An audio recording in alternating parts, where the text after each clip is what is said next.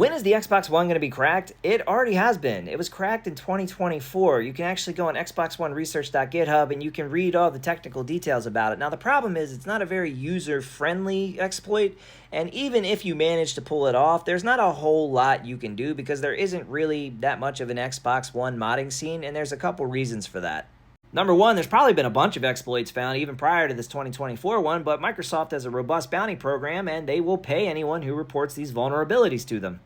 Once the vulnerabilities are reported, they'll just quietly patch anything out before the public's even aware that there was the potential for an exploit.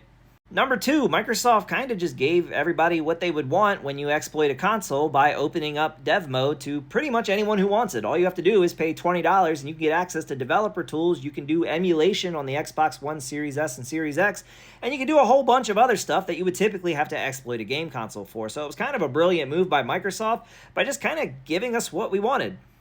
Number three, the main reason people want to exploit consoles, let's all be honest, it's piracy. It's the ability to pirate games. Microsoft has the Game Pass subscription service, which regardless of your feelings about a subscription service, it's pretty well proven that if you have access to a large library of games and it's reasonably priced, piracy is going to go down.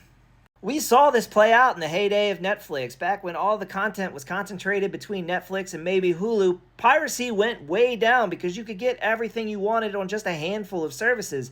Now we're seeing the opposite play out as there's way too many streaming services. It costs way too much money to have them all. Content is spread out across a whole bunch of platforms. Piracy is going back up. Accessibility and affordability are the key to driving down piracy. Companies like Valve have figured this out, and clearly companies like Microsoft have figured this out.